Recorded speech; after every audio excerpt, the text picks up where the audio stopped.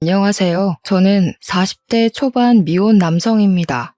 평소 삶에 대해 진지하지 못한 편이고 해이하게만 살아온 제가 근래 사회로부터 크게 혼쭐이 나서 사연을 찾게 되었는데요. 이런 얘기 친구한테 말하기도 쪽팔려서 이곳에 풀어놓으려고 해요. 아마 사연을 듣고 나면 제가 왜 어디다 떠벌리지 못했는지 이해하시겠죠. 그리고 제가 많이 세상 물정을 몰랐다는 것도 알고 지적하게 되실 겁니다. 누구에게도 말하지 못해 이곳에 풀어놓고 도망치듯 사라져버릴 저를 그래도 너무 따가운 시선으로만 보시지 않아 주셨으면 하네요. 저는 늦게나마 결혼할 사람을 만났습니다. 제가 나이 40살이 될 때까지 결혼을 하지 못했는데 그 때문에 집에서 잔소리도 많이 듣고 명절에 눈치도 많이 받았어요. 그래서 꼭 필요한 가족 행사가 아니면 저는 절대 집안에 발을 들이지 않았습니다. 뭐든 아무것도 참여 안 하고 그저 일만 하며 혼자만의 라이프를 즐겼죠. 저는 솔직히 30대까지만 해도 혼자 살아도 될 것 같다는 생각이 다분했던 사람입니다. 결혼에 대해 진지한 생각은 전혀 없었고 오히려 누군가의 삶을 책임져야 된다는 그 시작이 너무 부담스러웠어요. 그런데 의외로 40살이 되니까 청춘 때는 느껴보지 못한 고독감이 밀려오더라고요. 다른 분들도 저 같은 기분을 느낀 미혼 남녀가 있는지 궁금하네요. 뭔가 40살이 되니까 내 좋았던 시절은 다 끝난 것 같았고 그와 동시에 아무것도 읽어놓은 게 없는 것 같아서 갑자기 불안감이 솟았다고 할까요? 제 주변의 친구들은 대부분 결혼해서 토끼 같은 자식들까지 있거든요. 그걸 옆에서 보니까 더 싱숭생숭했던 것 같습니다. 근데 이마저도 30대 때는 친구들 결혼이 안 부러웠어요. 아마 더 이상 자율적이지 못한 친구들의 일상이 제게 좀 영향을 주지 않았나 싶네요. 옛날에는 친구들을 만나도 다 같이 먹고 늦게 귀가하며 즐기는 분위기였는데 이젠 가정이 생긴 친구들을 불러내는 것도 눈치가 보이는 나이가 되었잖아요. 그게 딱 제 나이에 싱글인 사람의 마음이 아닌가 싶어요. 제가 점점 혼자 보내는 시간이 많아지다 보니 집 회사 말고는 딱히 하는 게 없어서 나중에는 집에서 놀 만한 취미를 찾기까지 했는데요. 그렇게 발 담가 본 곳이 인터넷 채팅이란 것이었습니다. 어릴 때는 친구들이 있으니까 굳이 모바일 선상으로 친구를 사귈 필요성을 못 느꼈는데 당시에는 무관심했던 저의 마음을 혹하게 했을 정도로 그런 취미까지 들여다보게 되었어요. 그곳은 남녀 어울리며 친구를 만드는 커뮤니티였는데 집중해서 참여하다가도 순간적으로 현실 파악이 되어 제 스스로가 한심하다는 생각도 잠깐씩 들었습니다.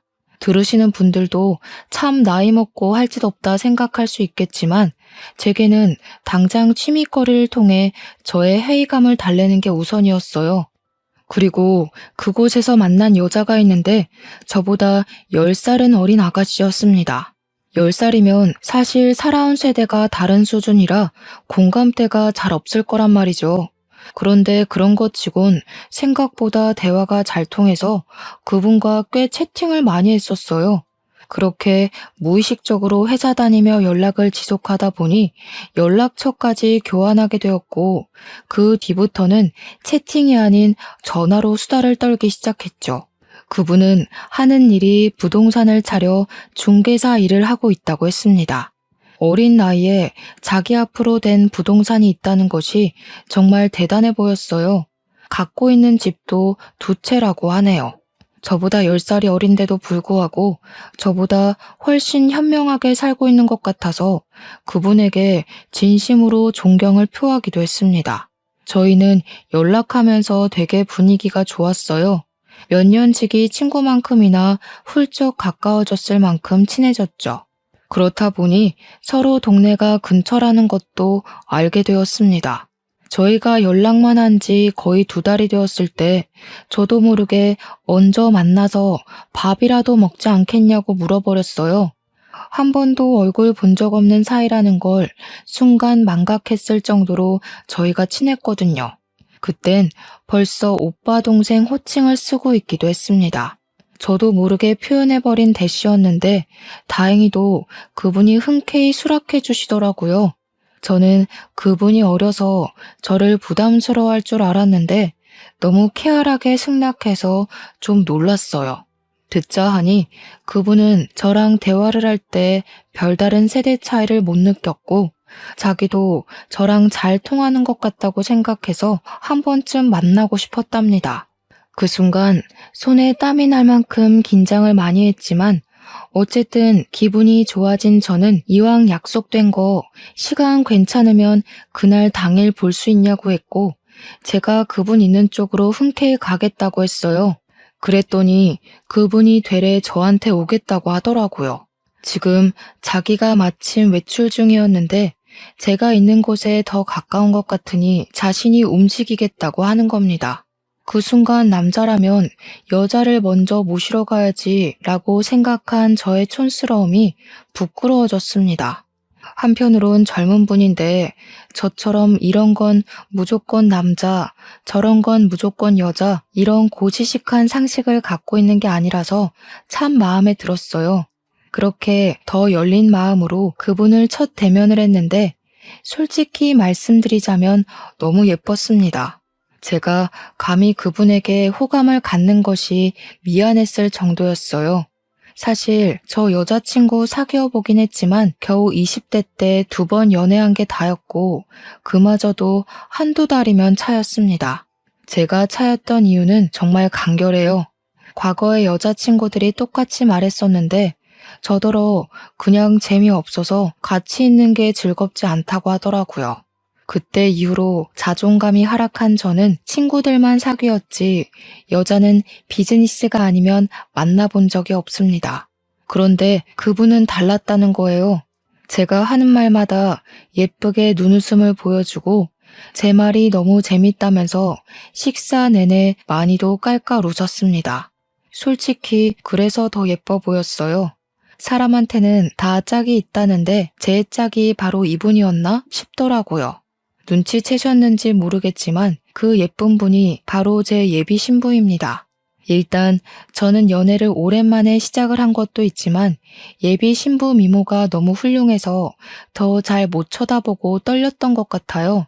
그래서 제가 다소 어색하게 행동하는 부분이 많았을 텐데도 정말 고맙게 예비 신부가 먼저 저한테 말 걸어주고 궁금해 해주더라고요. 한결같이 저를 재밌다고 해주는 예비 신부 덕분에 저도 자신감을 얻어서 좀 마음을 편히 먹었던 것 같아요. 저희는 한번 만나기 시작해 그 뒤로도 자주 만났어요. 사회 친구라고 해야 할까요? 서로 본가랑 멀리서 독립하고 있는 데다가 친구들 만나기가 어려운 실정인 게 공통점이었거든요.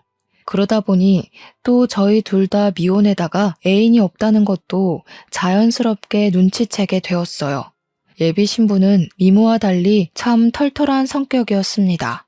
뭐든 남자라고 이러쿵 저러쿵 다 해줘야 된다는 발상은 전혀 없었고 자기가 알아서 먼저 계산도 하려고 했고 연락도 먼저 하는 것에 서슴지 않아 했어요.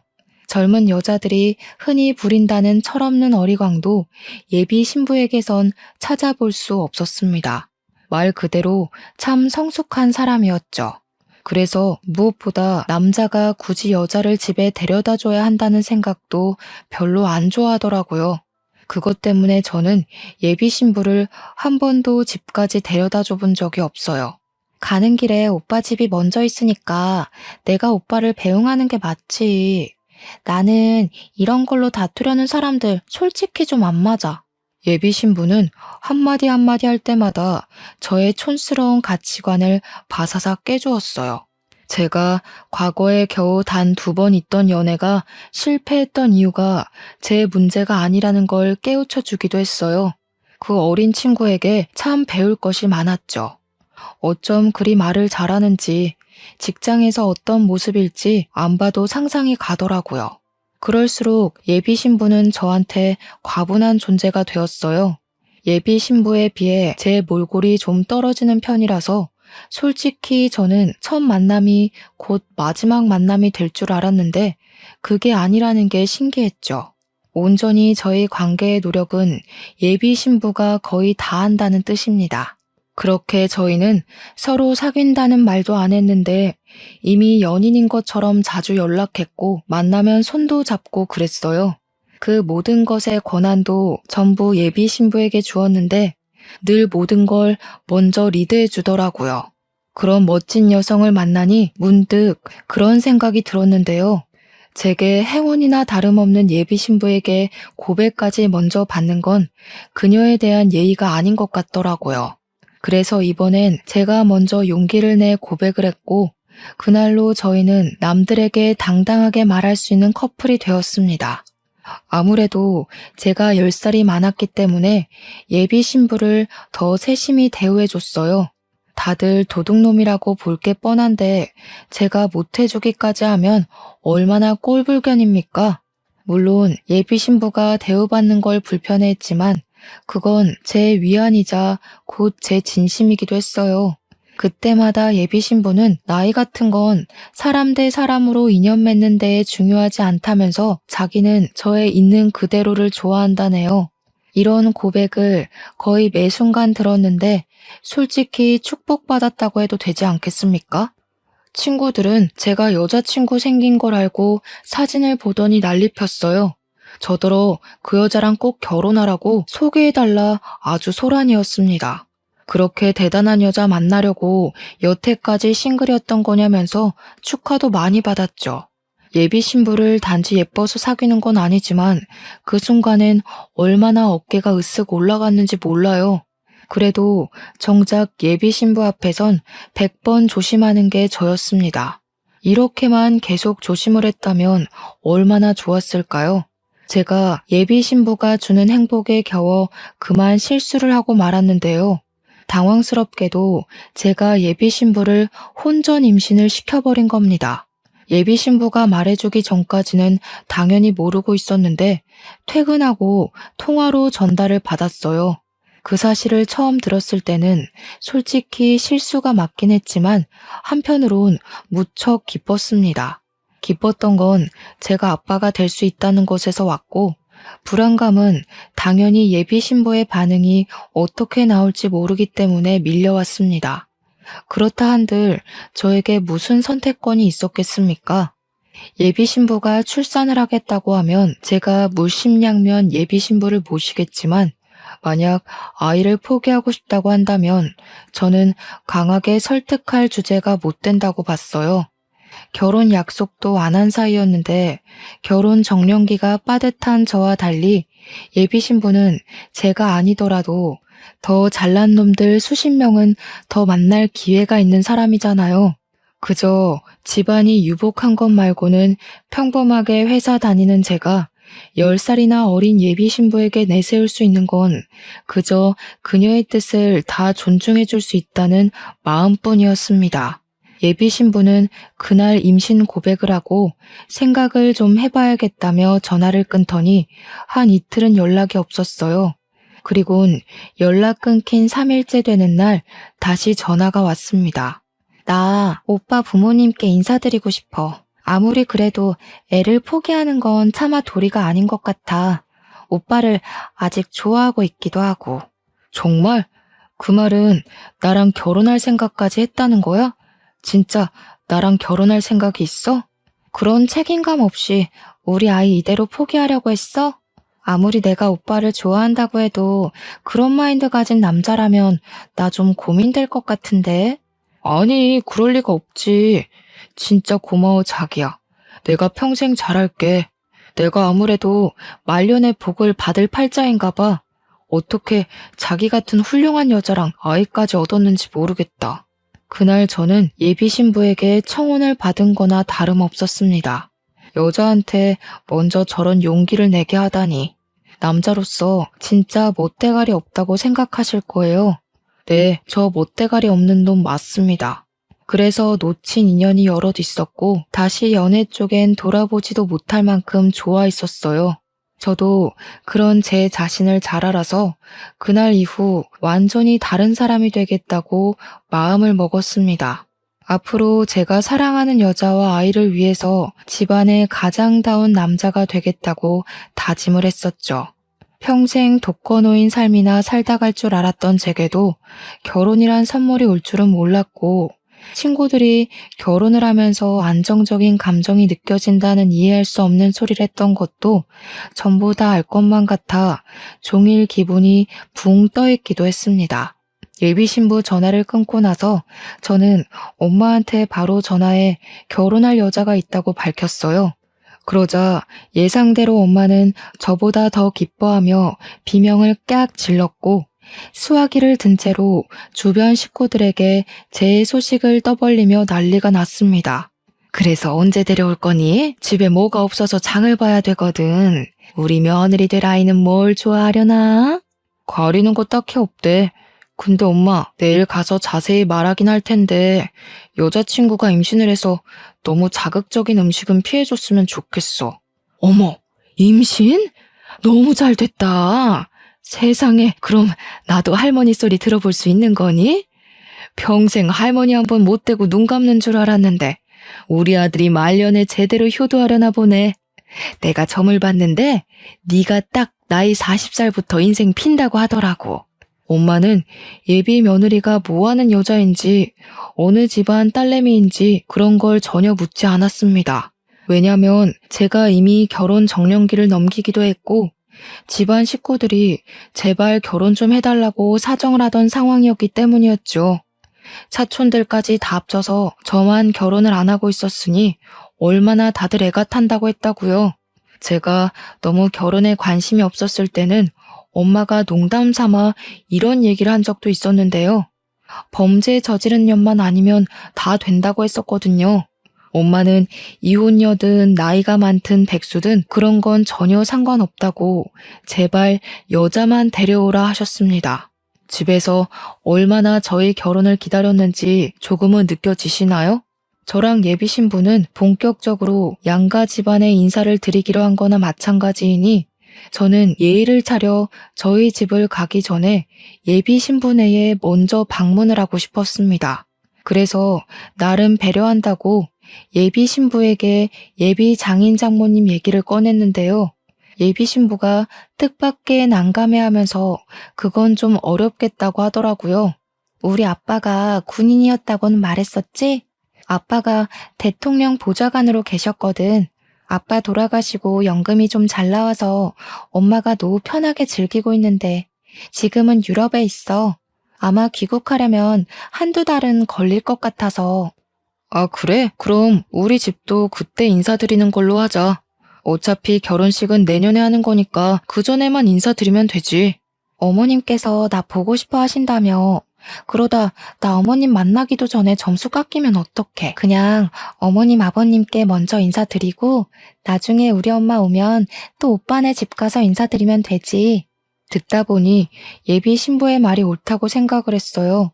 그래서 저는 부모님께 연락을 해서 일정을 빠르게 잡았습니다. 당일 예비 신부가 우리 부모님께 드릴 한우까지 사왔더라고요. 이렇게 성숙한 예의가 잘 돋보일 때면 저도 모르게 나이 차이를 망각하고 맙니다. 그렇게 저는 들뜬 마음으로 모두가 그토록 바랐던 제 신부감을 모시고 집으로 갔어요.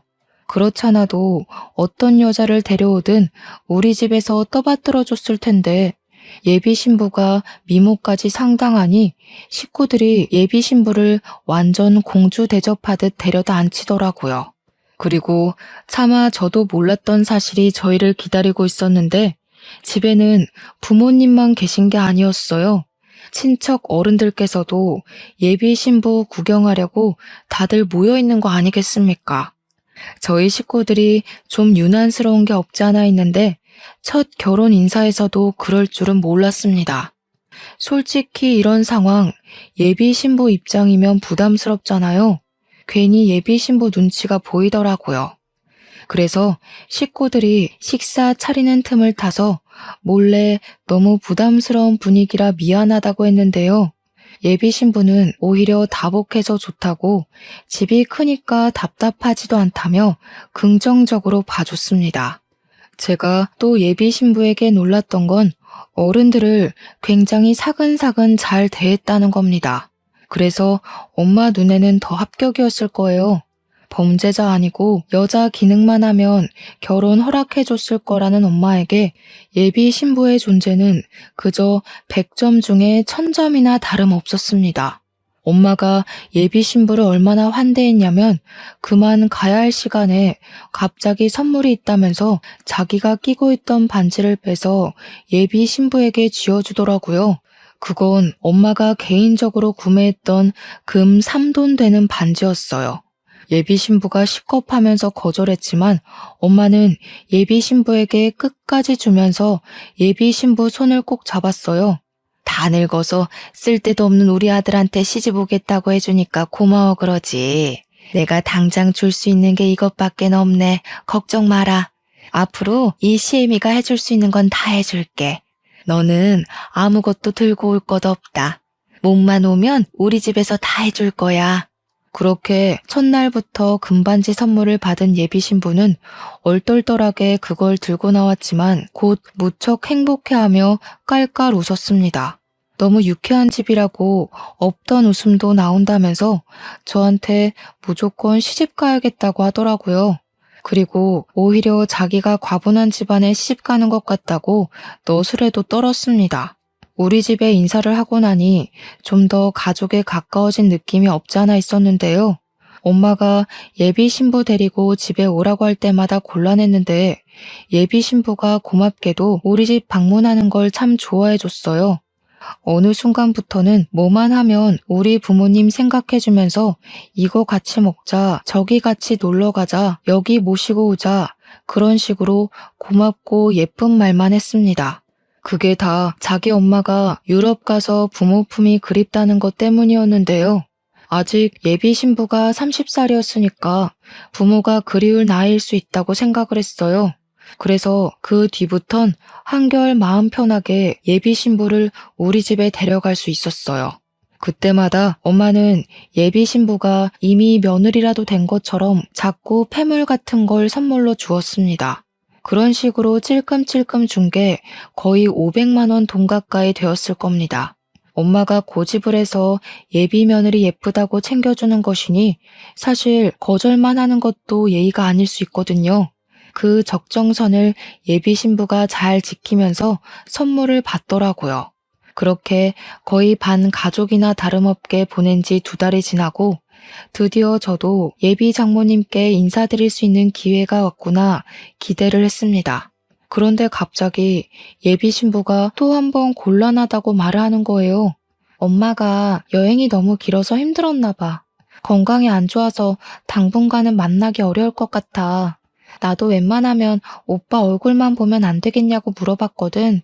근데 엄마가 컨디션 안 좋을 때 만나면 오빠한테 안 좋은 인상으로 비칠 것 같아서 좀 그렇다네. 해외여행을 오래 하고 돌아오신 거면 충분히 그럴 수 있다고 생각했습니다. 할 수 없이 저는 또 한 번 예비 장모님과의 만남을 미뤄야 했어요. 보통 여행 몸살이 얼마나 가는진 잘 모르지만 그래도 한 달이면 꽤 컨디션을 회복하지 않나요? 대충 그럴 것 같아서 그때쯤 제가 예비 신부한테 다시 물어봤는데요. 이번엔 예비 장모님이 대상포진에 걸렸다고 하더라고요. 예비 장모님이 원래 몸이 약한 사람이라서 잔병치레가 좀 잦대요. 저는 할 수 없이 더 물어보는 건 포기하고 예비 신부가 괜찮다고 할 때까지 기다리기로 했습니다. 그리고 이건 사귀기 전에 말해줬던 건데 예비 신부는 장모랑 같이 부동산 일을 하고 있다고 했어요. 데이트한다고 차 타고 예비 신부 부동산 앞을 지나가다가 한 번 본 적이 있어요. 또 예비 신부가 건물도 2채 갖고 있는 능력녀라고 말씀드렸잖아요. 가진 재산이 많은 만큼 세금이 많이 나오는 편이라고 하더라고요. 그래서 제가 더 대단하게 생각했던 거예요. 어린 나이에 부모랑 사업해서 그만한 재산을 마련한 거잖아요. 그런데 제 동경심과 달리 예비 신부는 갖고 있는 재산 때문에 고민이 많은 것 같았어요. 어느 순간부터 세금 얘기를 자주 하면서 옛날만큼 부동산이 잘 되는 것도 아니고 요즘 세입자 구하는 것도 만만치가 않다고 그만 부동산 소유물들을 처분할까 생각 중이란 말을 하곤 했어요. 저는 뭐든 예비 신부 마음이 편한 게 먼저였기 때문에 힘에 부치면 언제든지 뜻대로 하라고 했습니다. 어차피 우린 결혼할 사이고 부동산만 팔아도 예비 신부 쪽에서 결혼 자금을 못 대는 일은 없을 거거든요. 혹시나 결혼 자금을 못 대면 어떤가요? 예비 신부더러 몸만 오라는 저희 부모님의 말은 허풍이 아닙니다. 정말 저희 쪽에서 다 마련할 수 있었거든요. 그래서 저는 예비 신부가 부동산을 정리하려고 어느 정도 마음을 먹은 줄 알았어요.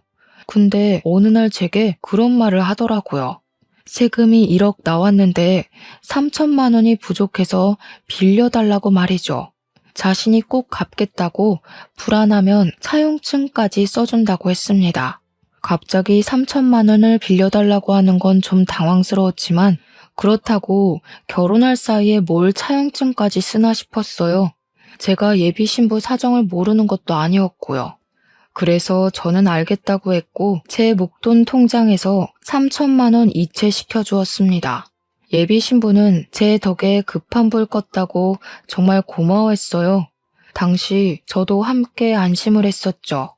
그런데 문제는 예비 신부가 돈을 빌려달란 행각이 이게 끝이 아니었다는 겁니다. 그 다음 제게 또 돈을 빌려달라고 한 적이 있었어요. 자기가 재작년에 세를 주고 오픈했었던 미용실 하나가 있는데 친척이 하는 곳이라고 하더라고요. 근데 재정이 어려웠는지 적자가 나서 월세가 좀 밀렸다고 2천만 원 공과금이 부족해서 그러는데 좀 빌려달라고 하는 겁니다. 그러면서 바로 덧붙이는 말이 그 미용실 건물을 제 명의로 돌려주겠다고 했어요. 이제 우리 부부나 마찬가지인데 내가 가진 건 다 오빠 거지. 나 애 생겨서 오빠한테서 도망도 못 가. 혹시 불안해서 그래? 혼인신고 먼저 할까? 예비 신부를 수상하게 볼 건 없었습니다. 예비 신부 말대로 이미 뱃속에 제 아이도 있고 제가 예비 신부 신원을 모르는 것도 아니고 부동산 일 때문에 여기저기 연락하는 모습도 많이 봤으니까요. 그리고 건물 하나를 제 명의로 돌려준다고 하잖아요. 그런 담보가 있는 거라면 저는 그걸 믿고 빌려줄 수 있었어요. 실제로 예비 신부가 저를 찾아와 명의 변경 신청서를 같이 작성했었거든요. 이렇게 저희 문제는 돈과 예비 장모를 못 만나 뵀다는 것 말고는 결혼 준비가 수월했습니다. 산부인과 검진 같은 경우에는 제가 회사를 다니니까 시간이 안 돼서 예비 신부가 산부인과 검진을 혼자 다녔는데요. 저는 그게 또 미안해서 산부인과 비용과 차비, 식사까지 해서 예비 신부에게 틈틈이 10만 원씩 입금을 해줬어요. 그렇게 저희는 결혼식 날짜가 다가올 동안 만반의 준비를 하면서 평범한 나날을 보냈죠. 바로 여기까지가 저의 행복한 꿈이었던 겁니다. 그리고 그날은 평소처럼 날씨 좋은 어느 날이었어요. 그날 점심쯤 제게 아주 당혹스러운 전화 한 통이 걸려왔습니다. 발신자는 경찰이었고 예비 신부 이름을 대며 아는 사람이냐고 물어왔어요. 전개가 당황스러웠지만 경찰이라는 것에 덜컥 긴장이 되어 일단 솔직하게 말했습니다. 결혼할 여자라고 했더니 그 다음에 들려오는 경찰 말이 더 당황스러웠어요. 진주에서 서울까지 택시 왕복하셨는데 택시비 60만 원 지불 안 하고 도망가셨어요. 이분이 모바일로 택시 부르셔서 번호 줘야 하면 다 뜨거든요. 지금 연락이 안 되는데 혹시 최근에 언제 만나셨어요?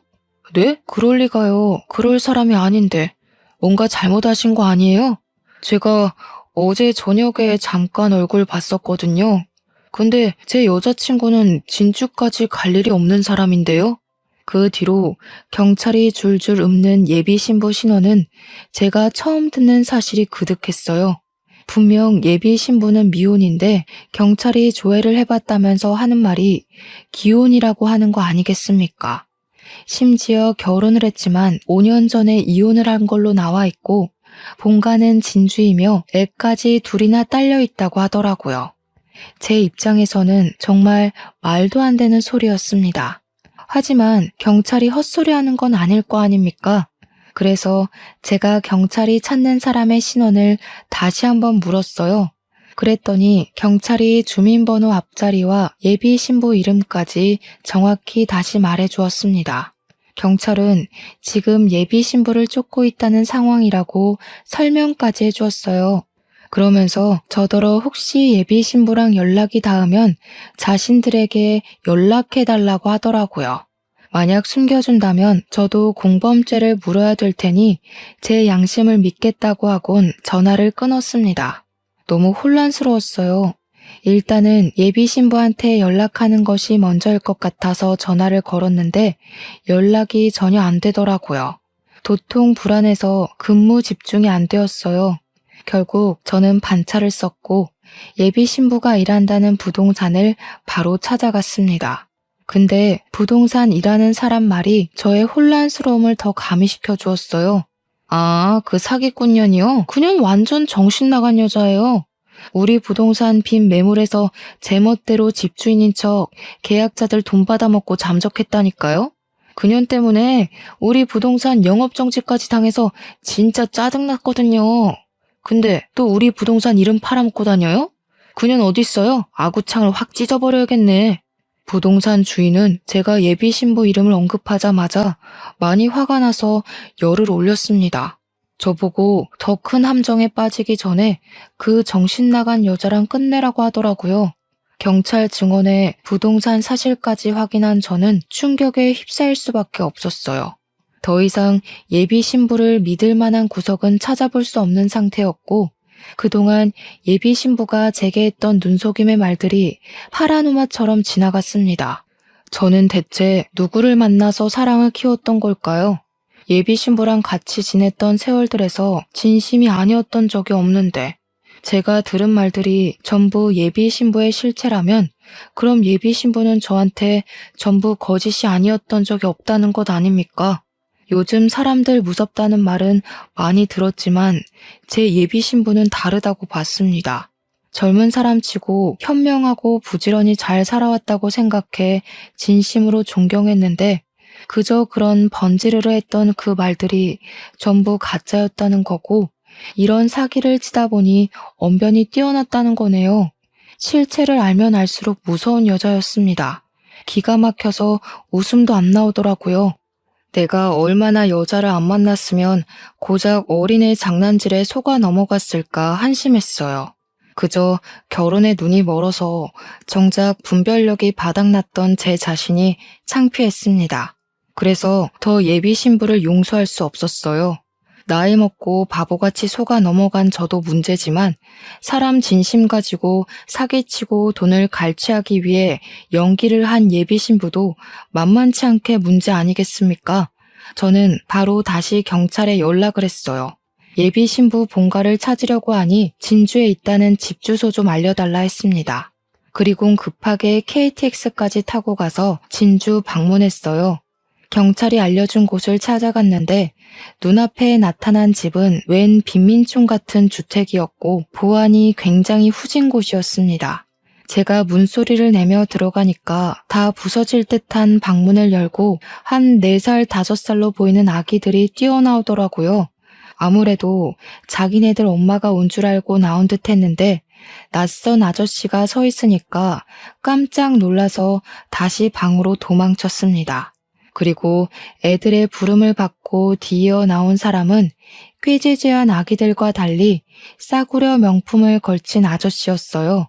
저더러 누구냐고 물어보길래 예비 신부 이름을 말하면서 나한테 사기친 년 잡으러 왔다고 경찰한테 이미 예비 신부 실체를 다 듣고 왔으니 예비 신부 어디 있는지 불라고 했습니다. 그러자 갑자기 아저씨가 혼자서 눈치를 막 보더니 맨발로 뛰쳐나와 저를 밀치고 도망을 가는 겁니다. 쫓아가려 했지만 남겨진 아기들 때문에 그러지도 못했어요. 결국 저는 진주 경찰에 연락을 해서 아기들을 봐줄 부모가 없다고 신고를 했고 이 집을 뛰쳐나간 아저씨까지도 신고 접수를 하였습니다. 그리고 저는 경찰이 오는 동안 그 집을 좀 뒤졌어요. 이 집은 계속 무방비하게 방치되어 있었다 보니까 뒤지는 족족 예비 신부의 실체가 나오더라고요. 이 아기들은 정말로 예비 신부의 애들이 맞았고 구석구석에서 나오는 병원 진단서나 껍데기뿐인 통장, 오래된 가족관계 증명서 등등 예비 신부가 어떤 사람인지 알 수 있을 만한 정보들이 가득했어요. 그리고 예비 신부 가방으로 보이는 걸 들고 쏟아봤더니 애들이 엄마 거라고 손을 못 대게 했는데 그 사이로는 종이들이 좀 많이 보였습니다. 그게 뭔가 살펴봤더니 세상에나 저희 엄마가 줬던 폐물들을 팔아서 받은 영수증들인 거 아니겠어요? 심지어 애들이 들고 있는 립스틱 몇 개도 우리 엄마 거였죠. 저희 엄마가 명품 립스틱 아니면 잘 바르질 않는데 어느새 그걸 홀랑 훔쳐온 건지 아무래도 예비 신부는 젊어서 좋은 머리를 이런 데 굴려 써먹고 살았나 봐요. 그 와중에 예비 신부랑 전 남편으로 보이는 그 아저씨는 어디 도박이라도 하러 다니는 건지 화장대 위에 게임장 명함들도 잔뜩 뿌려져 있었어요. 정말 사람 같지 않은 분위기가 물씬 풍겼고 결코 어린아이들이 살 수 있는 곳이 아니었습니다. 경찰이 집을 오고 난 뒤 저는 제 사정과 이 집 사정을 다 밝히면서 조사를 부탁했어요. 그리고 아이들이 이곳에 계속 있어선 안 된다는 것까지 설명해 드렸습니다. 그 사이 얼마 못 가 도망쳤던 아저씨가 붙잡혔다는 연락을 받았어요. 저는 경찰분들께 아이들을 잘 부탁한다고 인사드리고 자리를 떴습니다. 끝내 모든 걸 털린 예비 신부 또한 서울경찰서로 연행되었다는 연락이 왔네요. 일단은 아저씨한테 확인할 게 있어서 먼저 갔더니 당황스럽게도 아저씨는 저보다 어린 사람이었습니다. 그리고 이건 예상했지만 예비 신부의 전 남편이라고 하더군요. 저는 당장 그 남자의 멱살을 잡고 일으켜서 도대체 무슨 생각으로 남의 인생 말아먹게 했냐면서 소리를 쳤어요. 그랬더니 그 남자가 하는 말이 우습더라고요. 자기는 그저 예비 신부가 시키는 대로 했을 뿐이고 이혼을 한 것도 세금을 줄이기 위해서 어쩔 수 없이 한 거라고 했습니다. 어린애들 먹여 살리려면 먼 수를 써서라도 돈이 많이 남는 방법을 연구해야 되지 않겠냐고 뻔뻔하게 나오더군요. 자기 동네 사람들 사이에선 유명한 방법이라고 구청에서 알아도 걸리지만 않으면 별말 안 한다면서 아무렇지 않게 범법적인 말까지 내뱉더라고요. 그러니까 결국 이 남자도 예비 신부와 같이 저를 속이는 일에 공모를 했던 것 같습니다. 돈이 없으니 순진한 사람 아무나 붙잡아 삥 뜯어서 살림을 유지하고 있었던 거였어요. 저는 그저 예비 신부에게 물쥐였을 뿐이었죠. 그렇게 돈을 뜯어갔으면 애들이라도 제대로 키웠어야지. 허름한 집과 형편이랑 안 어울리게 예비 신부는 너무 치장을 하고 다니는 사람이었습니다. 부모란 것들만 번쩍번쩍하고 그 집 애들은 다 늘어난 내복을 입고 있고 남의 등쳐먹는 걸 뻔뻔하게 취하는 걸로 모자라 부모로서의 상식도 없는 연놈들인 것 같아서 저는 더 주체할 수 없이 화가 났어요. 이런 뇌 없는 사람들한테 제대로 놀아난 거잖아요. 제가 얼마나 사회에 대한 경계가 없었으면 그런 실수를 다 했을까요?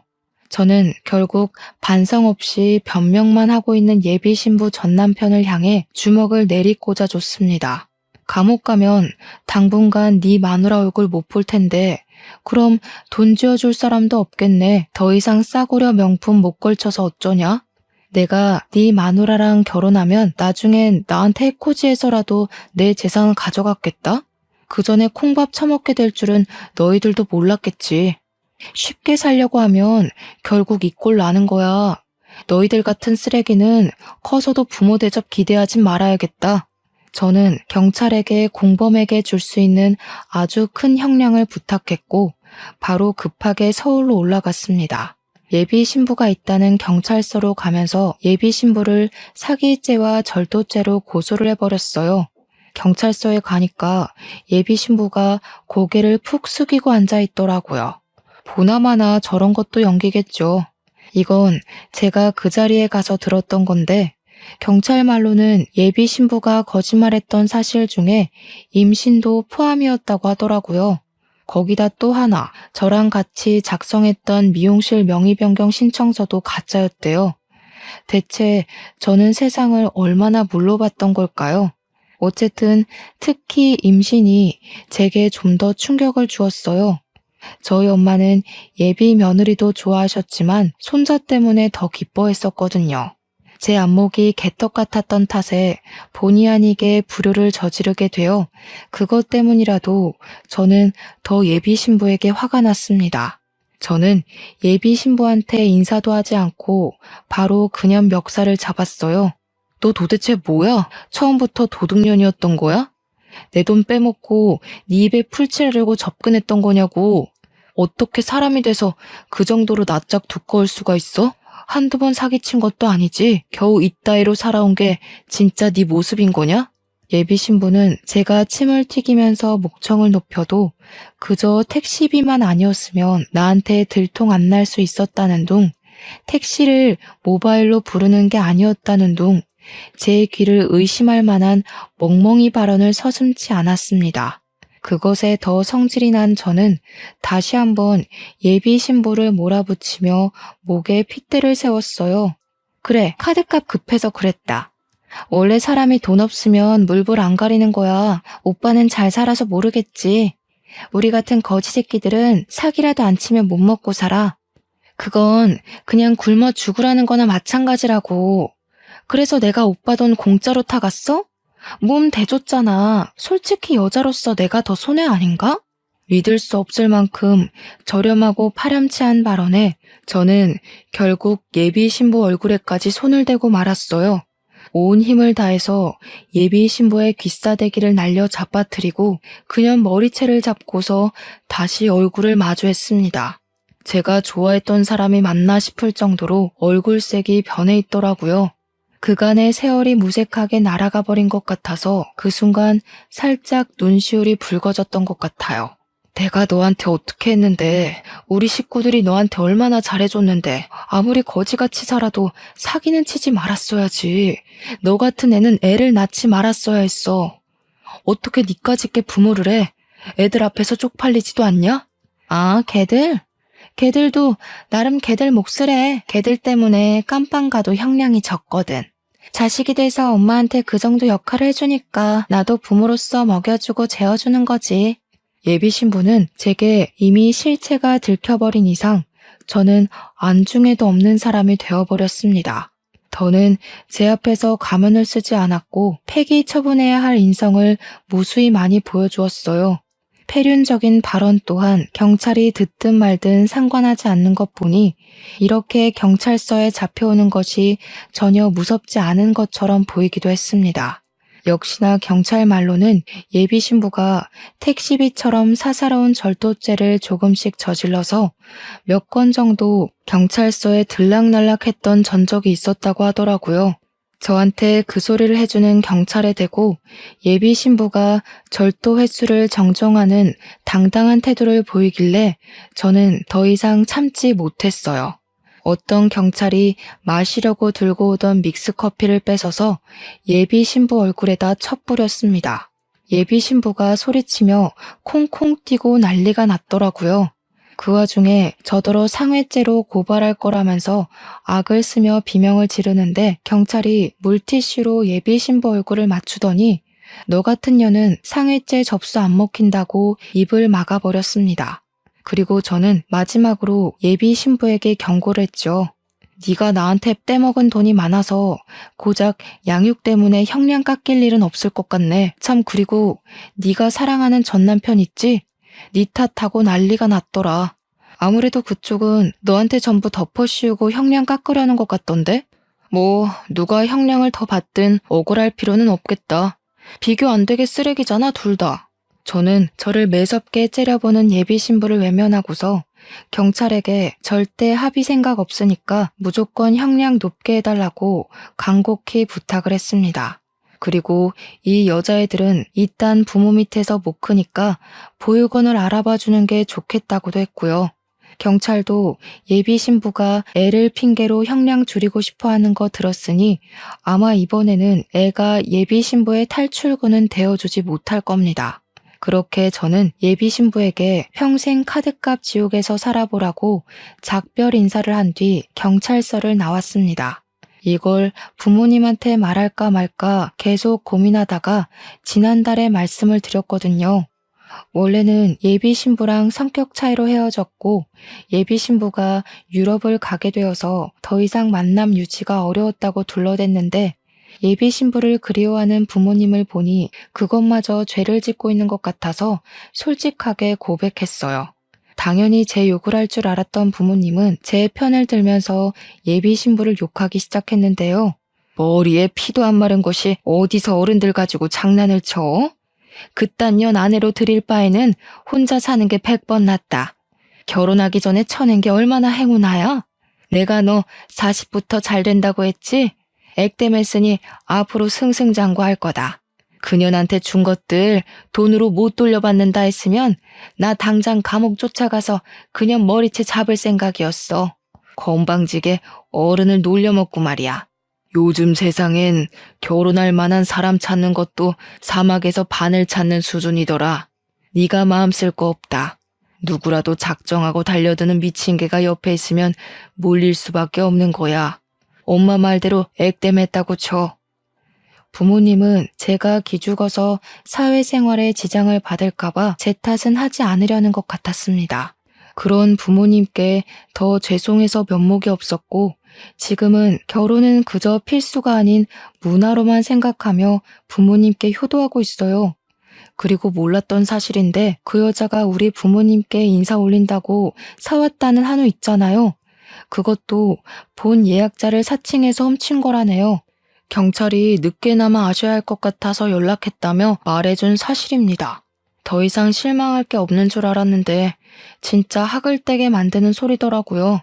현재는 징역살이를 하고 있을 테지만 언젠가 또 그 여자가 출소하게 되고 같은 짓을 반복하려 한다면 그땐 제발 무기징역을 받았으면 좋겠습니다. 아니면 자신이랑 똑같은 사람을 만나 되레 사기를 당해봤으면 하네요. 그럼 지금까지 허무한 파혼을 했던 쓸쓸한 총각의 사연이었어요. 들어주셔서 감사하고 다들 주위에 숨어든 개가 있진 않은지 늘 살피며 조심하세요.